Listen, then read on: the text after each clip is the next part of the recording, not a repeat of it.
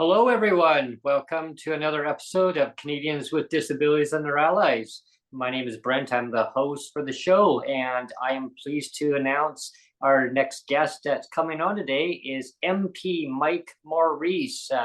He's the MP for Kitchener, Ontario. Welcome, Mike. Thanks for coming on today.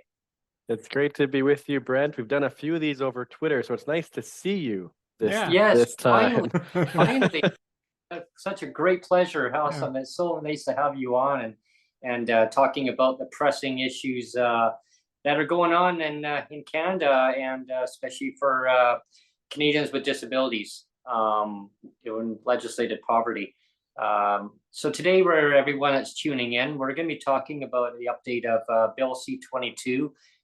Anyone who's not familiar with Bill C-22, it's the bill that's was promised 886 days ago by the federal government. Not that we're counting. Yeah, and counting. Not that we're counting. Yeah, no, and the days just keep ticking up. It was promised, 886 days ago, and we're still waiting. So people in legislative poverty in Canada are still suffering, and so it's a great pleasure to have you on, Mike, to talk about update of Bill C-22. That's the Canada Disability Benefit Program. Yeah, it's really great to be with you, Brent, and it's so important. I know we'll probably come back to this throughout the conversation, but the advocacy that you and Neil and so many others have been applying, it's going to change lives for people with disabilities across the country. And when we get it over the finish line, it's going to be because of the advocacy from the disability community across the country. And so I'm just glad to be with you again this afternoon and try to dig into a bit of where we're at and if folks have questions to be able to share that, because I think this is democracy is for everyone. And we know what an impact I could even share. I just came back. We've got a real crisis in my community with respect to housing. And was just visiting one of our shelters, and it's a place where folks now can be sure there's a bed to sleep in. There's about 100 or so beds at this particular location, and I got a chance to chat with some of the folks there. And one of those individuals, his name was Greg, he shared with me the story I've heard too many times. In Ontario, it's the Ontario Disability Support Program that he is currently receiving a monthly amount from. And Brent hit it right in the nose. It's legislated poverty. We are legislating people into amounts that are below the poverty line. And for someone like Greg, we've made progress, but nothing is different for him today than it was yesterday or the 886 days before that. And so it's just so important that we all continue to keep the pressure on, so that friends like Greg and others across the country who deserve a more dignified life and support are provided that. Yeah, it's very troublesome to hear so many sad stories what people are having to choose to make decisions that to keep a roof over their head, or at least try to. In some cases, they can't even keep a roof over their head because they're forced out. Maybe their building has been sold. It's just not habitable. In the cases where they're living in deplorable conditions, which are just not acceptable. And then they're having to make decisions of cutting medications or cutting back on food in order to pay the high rent. Maybe for some reason, maybe they got displaced out of where they're living, and now they got to move into another more expensive place. Well, their ODSP checks or I'm in BC, so PWD checks. I mean, every area calls it something different, right? But it's still not enough. The rates are like at least 50. Well, I mean, stats say 50% below the poverty level, but because of the cost of living, it almost seems like 60 to 70% below the poverty level. Yeah. I can tell you in my community, the shelter allowance portion of the Ontario Disability Support Program is less than $500 a month. And that is far from any market rate apartment in this community. And in fact, Greg, who I was just chatting with, was saying it's more in the range of 1,500. And so unless, because governments have let us down, it's left on family members to pick up the pieces if someone is lucky enough to be in a position with a family member who can support. And so, it is the stories that so many who are listening in this afternoon already know, and it's why we're going to continue to fight to keep the pressure on to win the Canada Disability Benefit and to lift people out of poverty. Right. And, it's all about lived experience. I mean, people who live day to day in legislative poverty, they know what's best for them. But the government's, the federal is just not listening, right? Always excuses, well, we have your back, or, yeah, we're listening, but delay, right? And I guess that kind of goes into my next topic is about like an emergency supplement to be put in while they develop this program, and in many cases it's going to take years for them to really get that going. I guess maybe I'll get to your take on your view on like a we call, I know on social media we all call it DERB, right? And so people say, well, what is DERB? Well, it's the Disability Emergency Recovery Benefit, right? And that's what CERB was. When CERB was put in, when we had the beginning of COVID, it was $2,000. Now, the federal government, they didn't even want to put 2,000 in. I think it was only 1,000, but I know the NDP pushed, and I believe that you guys pushed also to get that increased up to 2,000. And so they decided, the Fed said, well, just for people to kind of get an idea of that. So they said that was the most minimum amount. I mean, the costs are much higher than that, but 2,000 now, the LICO amount for 2021 is 2,200. So I would say by this year, it's already 2,600. But in theory, at least if we can get it to like a base amount and then build from that point on to get people up from where the deplorable rates are right now, which are well below the poverty level. So what's your view on that, Mike, about a supplement? Well, I think first of all, CERB demonstrated to all of us that it's possible for politicians to work together in a moment of crisis to respond to the needs of people. I think that's important to start with, right? Because there are a lot of people and political parties who are wanting to sow seeds of doubt in the power of government at all. And I'm a person who believes that government can be a force for good, that parties can work together in the interests of their communities to get things done. And CERB demonstrated to us that in moments of crisis, it's possible to act. And so there's a very natural connection point to say, well, listen, the disability community's been calling out for this very clearly, been waiting for whatever it is, 7 years of advocacy. And if you're an elected person who's saying, yes, this is a crisis situation, then how can you not support an emergency response? And so that's why I have continued to support it and call for it. Alongside, I think Benita Zarillo has been fantastic on this. She's been up and down every chance she can get to be calling for DERB also. And that's what, a good parliamentarian should be amplifying the calls that they are hearing.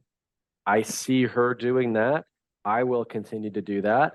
The challenge is we've got 336 other colleagues, and we're going to need colleagues from all parties to call out for it. And we don't have indication that, and I think it's important not to overset expectations in terms of what can be in this year's budget. I'm not seeing any indication. I'm seeing when it is raised at committee or in the House, it's either rebuffed or the questions avoided.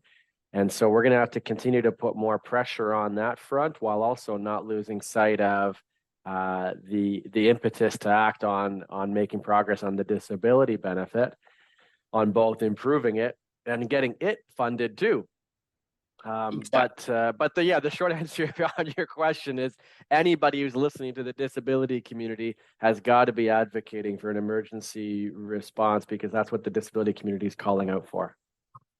Yeah, and that is going to save so many people from the despair of making sacrifices that they shouldn't have to make in their lives, and I mean deep sacrifices. And in a lot of cases, they're choosing MAID over because they can't support themselves either financially or getting the proper supports too. And that's another thing too, that nobody should have to choose that either. I mean, that's a slippery slope topic, right? I mean, some people say, "Oh, I mean, I've had that so many times on my Twitter space. Oh, don't go there, man. Don't go there, man." Yeah. But it's reality. It's reality. It's something that shouldn't have to be a discussion in Canada, really. They're making it too easy, you know, for that now, and it's just well, yeah. I mean, dangerous. it's under the CRPD, right? It's Canada signed on to I always get that terminology right. Is the Convention on the Rights of Persons with Disabilities, right?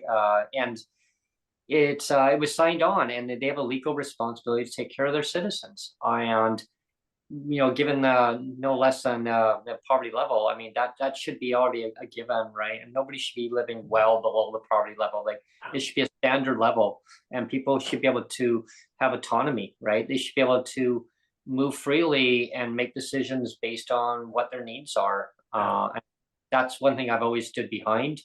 I mean, but first of all, I mean, we need to get the level up to a standard level that people can live comfortably. I think one of the concerns, or one of the big concerns a lot of people have, is because there's, there have been a debate now, thanks to you and others in the House, about fleshing out the bill and making it stronger. But I know one of the big problems a lot of people have with it, and me too, is that there's no mention about the amount and who's going to qualify, and if there's going to be clawbacks. And those are pretty important details.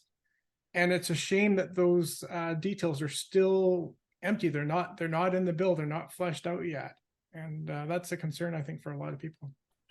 Yeah, Neil, that's a great topic to bring up, because like a lot of questions that I've been hearing from people in the community in Victoria here, British Columbia, is it going to go to provincial disability, like people on PWD, or in Ontario, as example, ODSP, or any provincial programs, or is it only going to go to those on CPP federal level? My guess, which I'm hoping that's going to go to everybody, right? Because everybody should be inclusive, 100% inclusive. I mean, and also seniors, 65 plus. I know we've had a former minister from BC, Shane Simpson. He was the Minister of Social Development here. He's been on Brent's show a couple of times. And one of the things that he was actually very blunt about, and refreshingly so, he said, the provinces aren't going to give up the safety net stuff, like that they're the responsibility of that so easily. Like they're going to go kicking and screaming, right? Because I know some people say, well, just hand it all over to the feds. And I know that was one of the comments that Shane Simpson made, is that, no, the provinces aren't going to give up that easily, because they like the control of that, right? So that again is an interesting point. Like, how is the federal government and the provincial governments going to play nice over this thing? Because it's one of those ones that it's cradling two sides of the fence, right? You've got provincial responsibility and you got federal responsibility, but they all have to come together to play nicely. And so it's going to be interesting to see how the provinces play nicely with the feds. Right, right, yeah, to avoid the clawbacks and stuff. What's your take on that, Mike? Well, first, I feel like, Brent, I have to go back to what you mentioned with respect to medical assistance in dying from earlier. Yeah. And a point that I think it's important for more folks to hear, that we need governments moving as quickly on closing our social safety net as Yeah. they seem to want to move on expanding MAID. Right. And again, those are decisions in terms of priorities. Mm-hmm. And what I and others will continue to be calling for is to focus on the Yeah. Canada Disability Benefit, for example, on lifting people up to a dignified level of income. And then to ensure that for someone who is living with an irremediable and grievous condition, all the very stringent criteria that go with MAID, to ensure that that person has access to choose medical assistance in dying. But it shouldn't be because we haven't filled the social safety net beforehand. Right. Yeah, there's a huge difference between the two, and like a parallel where some people say, well, yeah, I mean, if they're suffering, great, but if they're suffering, I get it, right? But if it's because of a social safety net's not strong enough, then that shouldn't be the reason for MAID. It gives us all the more reason, for those of us who care about addressing poverty in this country, who care about lifting people up, to be calling for that to happen. Again, because we know that government can move quickly if they really want to. On the points you're bringing up now, I think it's important for folks to be aware of some of the improvements we were able to win at committee that at least helps provide some measure of accountability. So I think the first to mention is that, first of all, you're so right on to mention that almost every significant decision, when someone in my community, I mentioned Greg earlier, he was asking, okay, well, how much is it going to be? Yeah. Can't tell you that. No. When's it going to start? I can't tell you that. Who's going to be eligible? I can't tell you that either. So we know that the governing party has created this in a way where they're leaving almost every decision to the regulations. Right. And that means that, for those who aren't already aware, C-22, as Brent shared earlier, has passed the House of Commons already. It's now being reviewed in the Senate. When it gets through the Senate, it'll then ideally receive what's called royal assent. And then we can then begin the process of creating the regulations that'll make these really important decisions. One of the wins is we had added to the legislation the fact that people with disabilities must be meaningfully and barrier-free access to input in developing those regulations. So we know that those opportunities are now, should this all pass, and it has passed the elected House of Commons, that will be a legal responsibility applied in development of the regulations. So while we don't know what they're going to be, we do know that people with disabilities will be at the table throughout that process. The other amendment that I was glad to see get passed after hearing about it from the disability community and putting it forward with respect to eligibility is that we got a definition for disability in the bill. Oh, good. And so one of the values in getting that definition in there is because long before I was elected, disability advocates designed and advocated for the widest possible definition of disability in a previous bill, the Accessible Canada Act. Okay. So we're standing on the shoulders of giants, right? Because of their work, because that definition already existed, it made it a lot easier for someone like myself to propose to the committee, and other parties proposed the same thing. So we were aligned on this. In fact, it passed 11-0. It was a unanimous support on this amendment to use that same definition. Yeah, the building blocks. Yeah. So to your question, we don't know now what the eligibility will be. And I think it's important that we're honest about that and we don't overset expectations. But in terms of trying to advocate for it to be the widest possible scoping of eligibility, we at least have that definition in there. And so as an example, I think it was the MS Society who was particularly keen in their testimony that those with episodic disabilities would have the best possible chance of being included. And so it is. Yeah. So that's, another line of advocacy. It's not perfect, but we know that that's in the bill. The third piece on clawbacks. This is another, like, of all the criteria all the way along, every group from Disability Without Poverty to yourselves have been saying, how do we make sure that one group doesn't take away what we're already getting? Yeah, give it and take it. Yeah. And the way that the governing parties design this is the negotiations with the provinces haven't happened first. On childcare, for example, they did it the other way around. They negotiated with the provinces first, and then they passed, or they're trying to pass, the legislation. When you do it the other way around, the federal government, well, if for someone like myself who was trying to propose amendments to improve the bill, how do we write an amendment that tells a province what they can and can't do? Yeah. You can't do it. So I also don't feel that it's fair to just say, oh, we're going to trust that it's going to be okay. And so this is part of the rationale behind another amendment I put forward that was passed. Now, this one was a bit more contentious. It passed 6-5, but it still passed. There was a couple like that I noticed. I was watching the. We also lost a few 5-6.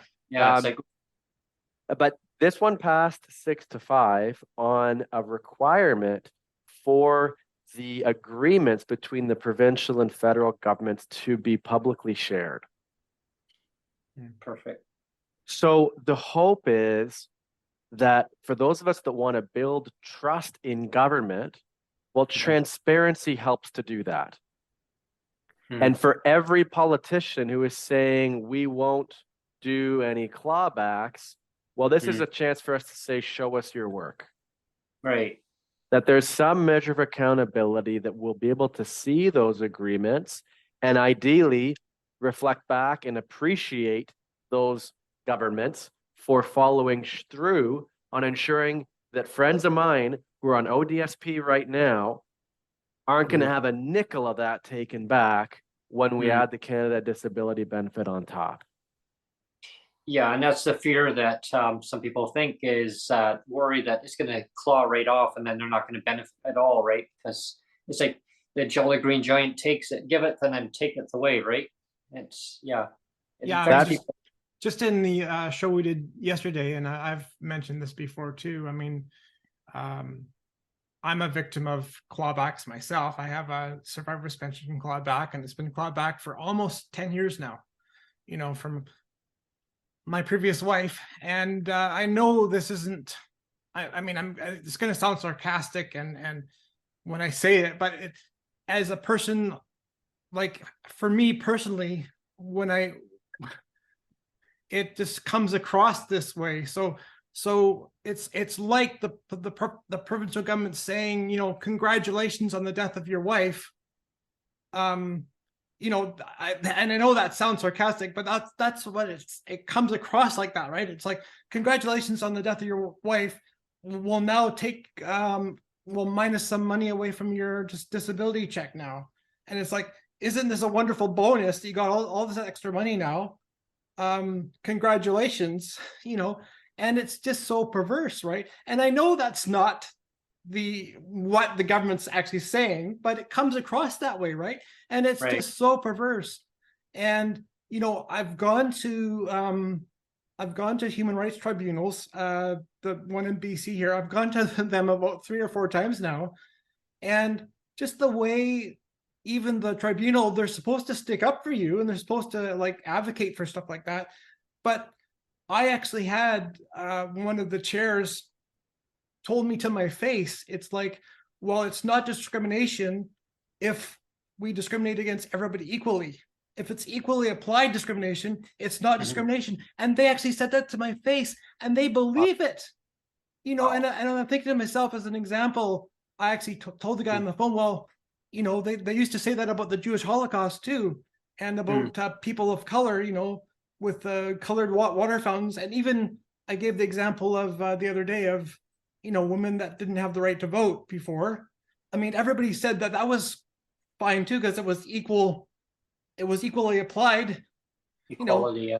It's equally applied discrimination. Like all women couldn't vote before, so that was fine. It's kind of the same thing now. It's like, well, if it's equally applied discrimination, it's not discrimination. And it's like, what? Like you're actually saying that and believing it, and it just doesn't make sense to me. It really doesn't.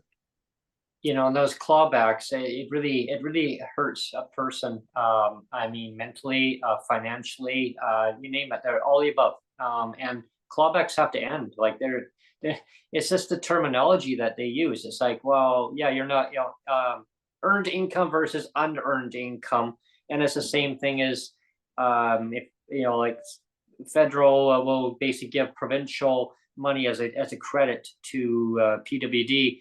Oh, okay, well, we're going to give this, but by the way, it's now taxable or whatever. We're going to now take it off you. So make it sound like they're going to give something good and then they take it away. It's like my survivor's pension is taxable. Yeah. And that's, I mean, I call it a pink unicorn. The provincial government's turning it into a pink unicorn because they're taking a known quantity of something that was earned through work, through employment. It's a work benefit that is earned and contributed to and paid into. Yeah. It is an earned income privilege, income privilege, and they turn it around and pervert it into some pink unicorn and say now it's a pink unicorn. We can claw it back, and it's just a perversion of a definition, and that's the thing that I don't think provinces or federal governments should be able to get away with, because an earned income privilege should stay an earned income privilege for everybody. If it doesn't stay an earned income privilege for everybody, then that's discrimination. That's perverted policy. Right, magic unicorns, pink unicorns. Yeah. And that kind of goes into like another topic of about housing, Mike. Like you mentioned, I'm glad you mentioned about the housing, like $1,500 and stuff. It's so high, and people on disability benefits and on provincial levels. I mean, the shelter rates. I mean, and I was talking about this the other day on shelter. It's like, this drives me crazy, that word shelter rate, because I right away I look at a bus stop and they call it shelter, everything's shelter. Like in BC, just for instance, I'll just quickly touch on this, and then I'm quite a as you know, a strong advocate about the shelter rates, and like in BC, just for instance, 15 years, 10 months. At the beginning of March, it'll be 11 months. So I took it up again. But yeah, if you don't have a fixed address, you don't get that shelter, right? It's stuck at $375, and they'll say, well, you have to basically prove you got housing. Well, if you're staying and couch surfing because you can't afford the high rents, but you can afford because the cost of living is so high, and again, that's why we need the C22 to as a top up to the provincial levels, because like the high rents, the cost of living, you can't afford the market rent. So if you're staying somewhere for, I don't know, 2 weeks at a time somewhere, and then somebody else says stay here, according to the government, that's not a fixed address. You don't get your shelter, but now they're going to take that off your support. So now you got less to have until you can now find a permanent address. Now the landlord's going to look at it and say, well, what is your income? Now you have to say, well, that's what my income is. Well, we're not going to rent you because we don't want you using up all of your support portion to basically pay market rent. And there's a long waiting list to get into subsidized housing. And I mean, and again, great on governments to building through nonprofits. We badly need that kind of housing. But in my view, I think people should be able to live in the housing sector that they live in. And they should be able to, I don't know how it is in Ontario or other jurisdictions, but the basically sightseeing, and I'll use BC as an example because that's where we are, but so as seniors, they can live in their own house, they can live in market housing, they can apply for the senior supplement for housing, and they can actually still stay in their own home and they get that supplement. So now they're paying less on their market rent, but they're getting that subsidy. So it's like almost like being in a nonprofit housing, but you're in your own house. And I don't know if that's how that's going to work for PWD. I think it could be beneficial in many ways. It keeps people housed. Well, let me first of all say, Neil, I'm really sorry you had that experience. Hmm. And I think it's why having people with lived experience at the table is so important, because nothing is more powerful at these tables than having you share of that experience and the impact that that experience has on a person. That's just it's such a disgusting thing to say. I'm sorry that happened to you. Yeah, well, that's another thing too, is it's been 10 years of this, right? And I know there's a lot of people that would have given up in the first year or maybe 2 years, and I just keep hammering away at it and keep picking away. And Well, you know, yeah, you're a great advocate, and I admire your resilience. But it's possible to both admire one person's resilience and be angry that that should be required at all. It shouldn't need to be that way at all, right? I really appreciate, Brent, that you're bringing housing into this conversation, because if we're all so honest, Yeah. for all of the importance of the disability benefit, of recognizing that people with disabilities are disproportionately living in poverty, we could cut poverty by 40%. Oh yeah, easily. If we ensured that every person with a disability had a guaranteed income, including those over the age of 65. We can come back to that if you'd like. But Sure. on the point of housing, Yeah. I think it's important to note that income supports on their own are not enough. Right. So income supports on their own, if landlords and corporate investors have no regulations to ensure that rents don't continue to rise exponentially, are going to be insufficient. And so we also need to address the root causes. So in my community, our unsheltered population has tripled since 2018. Wow. We have some folks, it's devastating. We have folks who do a Terrible. points and count study, and we know it was just over 300 in 2018 and over 1,000 in 2021. And so when you think about the root causes of that, the researchers like Martine August from the University of Waterloo are pointing out what they call the financialization of the housing market. A way I like to put it is, I'm a bit of a hockey fan, and most folks can't go to a Leafs game in Toronto, for example, because you're not competing with other people for tickets. You're competing with massive corporations who've bought up most of the seats already.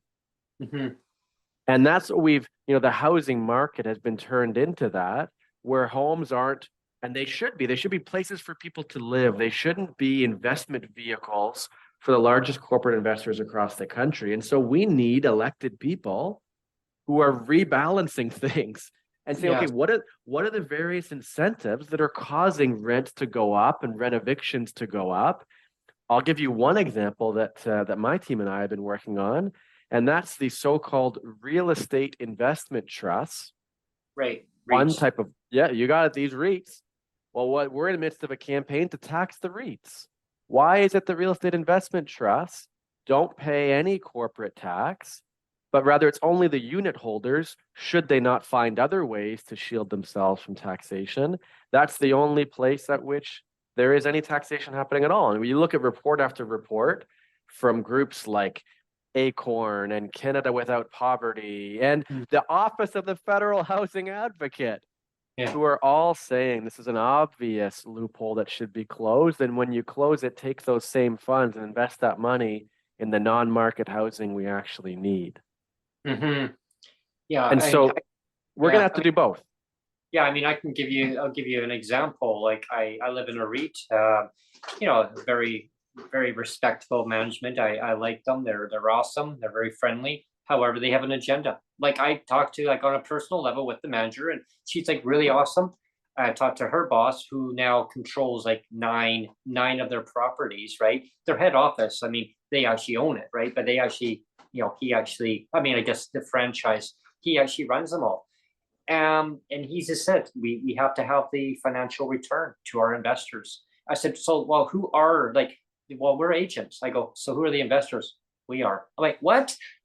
And it blew my mind, Mike. I was like, well, I go, but they're nice, but they get it. And so again, I told him, I do my podcast and I'm having you on. We're talking about, we're going to talk about the C22. And I said, I'll bring up the topic about rent. I said, because it's so important. They said, please do. And they said the rates across the country, this is coming from a landlord. They said the rates need to be increased.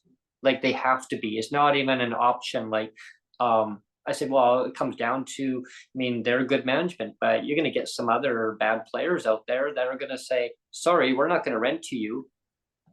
I appreciate you bringing that up, Brent, because it, for me, also raises other point that I don't think there's often bad people. No, exactly. It's people who are working in a system that is incentivizing what we don't want. Yeah. So change the incentives. Yeah. And I feel very affirmed from my community that my job in Ottawa is to work towards addressing these incentives that address the housing crisis, that address disability justice, that address wealth inequality. And that's why I'm going to keep spending time on those things, because that's how our democracy is supposed to work. And I'm going to work with anybody. I don't care what party you're with, to say, can we not agree that that home should be places for people to live? You want to go make a buck, go invest in the stock market, and that people with disabilities deserve a guaranteed income to live on. And if we agree on those things, let's act like it. And that's what they told me too. They said it's a system, it's a systemic issue. It needs to be completely changed. And like, they're all for it. They're like, yeah, tax us. I'm like, you know what? I'd love to have you on the show. I said, yeah. And then, I I probably would lose my job. So, Mike, there's a clip that that was actually in the House. Did you want me to play? It was from Matthew Green. Yeah. Okay. So I'm going to just from this morning here. This is high tech. I want to go back to the 2023 Just Recovery Hamilton report for Mrs. Sarangi, and I want to highlight something that she talked about in terms of food banks. 75% of people accessing food banks in Hamilton are on social assistance. Poverty among seniors and those with disabilities in Hamilton has increased over the past several years. From 2016 to 2021, our seniors' poverty rate rose from 11 to 12%. And people in Hamilton on provincial social assistance have seen their supports completely stagnated, with people on ODSP having an annual income of $9,600 below the poverty line, below the low-income poverty line. And the folks that are on Ontario Works, for them, in many cases, it's even worse, with their supports being frozen at $733 a month. So this stagnation of social supports, coupled with this astronomical increase in the rise of the costs of food and rent and the basic necessities for survival, I'm wondering if you could just perhaps take the last remaining moments here and share what you're hearing in terms of the human impacts of legislated poverty across the country, based on the stories that you've heard and the work that you've done. Thank you for that question. There is no social or disability assistance program in any jurisdiction across the country that brings people's incomes to that low income measure. And that low income measure is not a thriving income. It is just getting by in the day-to-day. The stories that I hear are horrendous. People call my cell phone all the time in desperation, and there is nowhere for people to turn to. We are really encouraging this government to not make things worse by implementing a CERB amnesty immediately, and then looking at the Canada Social Transfer. That's the block transfer that goes to provinces and territories to fund these programs, increase investments in those, and tie them to conditions to make sure they're advancing our human rights obligations. Just on that note, I'm sure you're familiar that the Liberal government promised to introduce the Canadian Disability Benefit without delay some 870 days ago. I'm wondering if you would see a national disability benefit program help lift people out of poverty as well for consideration in this 2023 budget. Absolutely. That is an urgent priority. And we would also like to see a disability benefit for children and a caregiver's benefit for their caregivers. Children and families who are caring for children with disabilities are not included in that federal disability benefit. Both of those things are extraordinarily urgent and should be moved on as a number one priority.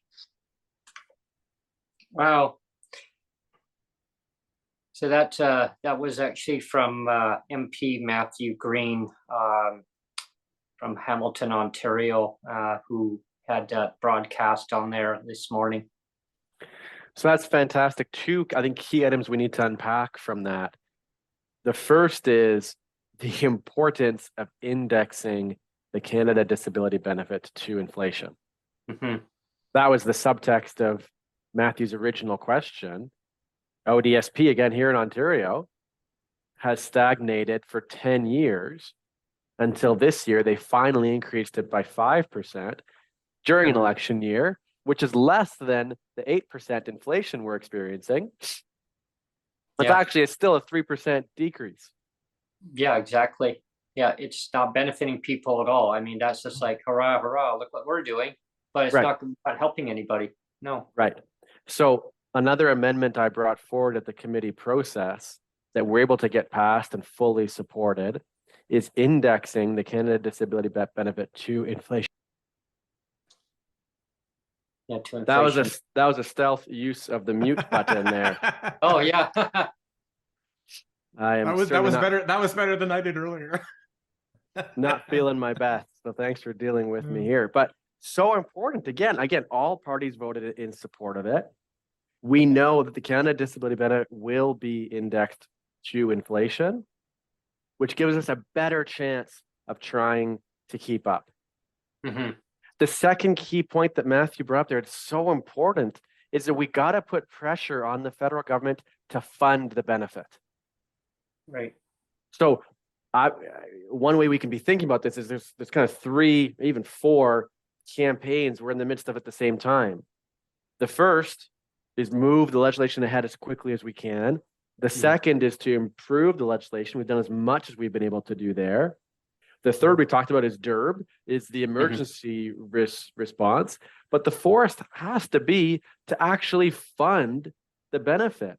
We don't only need the legislation, we need the federal government to put money behind it. How much stronger of a position are they in to negotiate with provinces and territories if they've put money down in advance like they did for childcare already? Yeah, it's not difficult to basically put it in there and they can pump it out so quickly. I mean, like you mentioned earlier, Mike, like CERB, how quickly they got that out the door. I mean, it's so easily to get that out the door. We've got a couple. Sorry, I was just going to jump in and say we've got a couple of questions from the floor here on chat. Sure. One, Neil, can I make one comment before the next question? Just as a call out. Sorry, if your MP is not already named Matthew Green or Benita Zarillo, encourage you to consider reaching out to your MP to say, are you going to advocate for the Canada Disability Benefit to be in budget 2023? And show me your work. Tell me where and how you're going to be advocating for this to happen. If you don't know your MP's email address, it's their first name, a period, their last name at parl.gc as in governmentofcanada.ca. Ask for a meeting, send a personal email. That's how our democracy is supposed to work. And that advocacy, we're filming this in late February. The budget should be over the coming weeks. Your timing could not be better for that push. I'll pause there, Neil. I know you got more questions there. Thanks for giving me a chance. There was just a couple of questions. One was from Dan, and he said, with no regulations or amounts or timelines, etc., what exactly is it that is going to the Senate currently? So basically, I guess the question is the same bill going to the Senate, and are they going to be kind of debating the same things as what's going on in the House? Yes. So Dan, the governing party is calling it framework legislation. It's the legislation that was passed through the House of Commons that has a section, it's section 11, that defers almost all of these decisions to the regulations. It sets up some other key elements. Some of those I've mentioned, like the indexing to inflation, is in the bill. The definition is in the bill. So that same bill is now in front of the Senate. They will have a chance to also suggest amendments. There are a few that we didn't get passed in the House of Commons that they could consider trying to improve the bill at Senate. That's then when that passes through the Senate, and I'm hoping that'll be over the coming weeks or months, then we start the regulation process. And so it's this framework. Most of the decisions aren't there, but that's what the law, ideally, once it gets passed, that's what this Canada Disability Benefit Act will set out, and then the regulations will follow. Okay.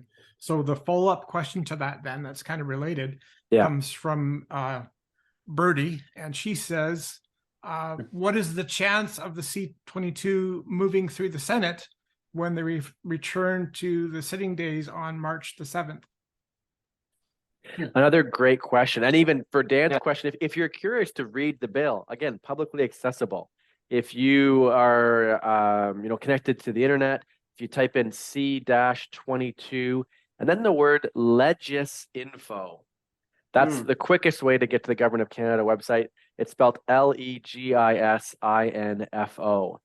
And then you can read the bill for yourself if that's the kind of thing you're into. To answer this question in terms of the Senate, we don't know how quickly they're going to prioritize debating it and then bringing it to committee. I'm hoping because the Senate saw the House of Commons move as quickly as we did, when they see elected MPs moving that quickly, I hope they take a cue from that and might move similarly quickly on it, but we don't have guarantees on that. And I'll be watching just as you all are and encouraging the Senate to prioritize it the way we did in the House, and to move as quickly as possible to get it passed, potentially with a few improvements that we couldn't get through in the House. So I'm sorry I don't have a clearer answer. I'm hoping it's a matter of weeks though, and not months. Yeah, and anyone that's on the BC South Coast, your local MPs, just like Mike mentioned, their first name, period, is it GC dot, is it to let, can you maybe say that again? Happy to again, no problem Yes. at all. You can even go on my website, I list this out also, but it's just their first name. So in my case, it's Mike, period, last name, Morrice, the @ symbol, parl as in parliament, .gc.ca. You got it. I almost got it. I was just like, You're all good. It's all good. First name dot last name at parl.gc.ca. Send them an email. If the more it comes from the heart, the more it's personal to your MP. That's where the accountability lies. Brent can send me an email, and while I appreciate the advocacy and will be listening to persons with disabilities across the country, my accountability is to my neighbors in Kitchener Center. And it's when I get emails from folks in Kitchener that that's who I'm taking my cues from. And it's the reason why I'm in this conversation right now, because I spoke with so many people in my community living with a disability on ODSP in legislated poverty. And I'm doing my best to improve their lives. And that's how our democracy is supposed to work. Yeah, and in Victoria, BC, where I am right now, anyone from Victoria, your local MP is Laurel Collins. So it'd be laurel.collins at parl.gc.ca. In Nanaimo, I was speaking with a couple people earlier. Your representative is Marie Behrens, Lisa Marie Behrens. So same thing, first name, period, last name. So and then there's Elizabeth May, right? The same thing that you keep going down. There's Alistair Gregor. There's different names that people that I've met along my pathways. So they're very strong advocates, just like yourself, Mike. And we all come together to get this bill C-22 done and better enhance people's lives. Because I can say, at least, Brent, for those names you just mentioned, those are all MPs that I know have publicly shared their support. And so that means they've been hearing from their constituents and their parties that are aligned. And so those are all, fantastic supporters of the disability benefit. Neil, have you got a few more questions for us? Yeah, we have. I was just going to say we're up against the clock here. We got 3 or 4 minutes left, but there was one question that came in from Scarlett's Meal online. Says, as a former Crown ward, I want to ask what drives Mike to do this kind of work and how he thinks the benefit may play out if it all goes well. That's a good question. That's the kindest question. Yes. I think I think about probably similar to what you both think about. When I get out of bed each day, I'm thinking, how do I put my time to use in a good way to improve my community? And I felt before I ran, I was kind of angry at some of the decisions that were being made by the federal government. And I wanted to put my time to use to address the systems level root causes of some of the wealth inequality, the climate crisis we're in, about some of these things. And I just felt like there was no other place that I could have I could do the most good as I can for as long as I can. Some of you might know, I'm a cancer survivor. I was diagnosed with stage 1 testicular cancer in 2019. And one of the outcomes for me of that diagnosis is just a reminder that I don't know how much time I've got. I might have it 1 month. I might have, many, many years, but it feels pretty privileged and sacred to get to put my time towards work like the disability benefit. To think that before the next election, we could be in a point where I could say to a neighbor of mine that we got them, we won them, the disability community stood together across this country to push for this benefit, then I was a small part of that. I don't know what else I would do with my time besides that. The second part of the question, what I'm hoping for, we had another amendment get passed that requires for government to ensure that the benefit is barrier free. So what I'm hoping is it will be as simple as when you fill out your taxes, that you'll be automatically enrolled, automatically have a payment in your bank account from the federal government supplementing the provincial amounts. We don't know what it's going to look like yet. So please, I'm not saying this is what's going to happen, but you asked me what I hope will happen. I've tried to advocate for language in the bill that leads towards what the disability community has been calling for, which is make it as barrier-free, as accessible as possible, with as wide an eligibility as possible. And it's maybe a good point to close on, because your timing of having this conversation, Brent and Neil, is so ideal, because we're in the midst of this fight still. And we're going to be for some time still. If this gets passed in the Senate in the next month or two, we set out another amendment that gives them up to, but no more than 1 year to create the regulations. Right. So we know we're going to have that time to continue to advocate. So this is going to, this push is going to need to continue as we push for ensuring that Neil, that you're at that table, and that other people with disabilities are at that table throughout that year, pushing for the kind of disability benefit that we know we need. And I have a much better confidence that we're going to get it, knowing that, Brent, that you're going to be there, that Disability Without Poverty is going to be there, that the MS Society is going to be there. Yeah. And that's what is, we all pulled together to get it done, and cutting all those, the red tape, that legislation, the accessibility stuff is so important, because knowing that there's less things to jump through, all the hoops to jump through. And speaking of that, before we end the session, we have a rally, an online rally starting tomorrow too. So to be online, it was supposed to be at the BC legislature. However, it got canceled due to bad weather yesterday. We had a snowstorm. So it's actually going to be online with a Zoom. So look under for Jeff Leggett. He'll be doing a Zoom online rally and advocating about the rates to be no less than poverty level. It's so important. Tying all this in together all at the same time, right? Yeah, and we are up at the end of the clock now, but I just wanted to thank Mike, because you have been a really enthusiastic supporter of Brent's show. I think this is the 7th time you've been on the show. So we're really blessed to have you come on so many times. So you're very outspoken and a very strong supporter of all people with disabilities out there. We really appreciate it. It's so wonderful, Mike, to have you come on a regular basis onto the show and talking about the lived experience of what you're hearing in the community, and echoing our voices going forward. You're championing our voices going forward and wanting to see change happen, and just like everybody in the disability community and all the organizations, and collaboratively all chiming and working together and just chiseling away. I always say knock the doors down, right? And once you knock more doors down, it actually exposes the legislative poverty for what it is, and we need to now fix that. right? And so exciting to be part of the movement of the C22, of having our voices heard, and having you, Mike, for coming on and taking our voices forward and being part of this is so amazing.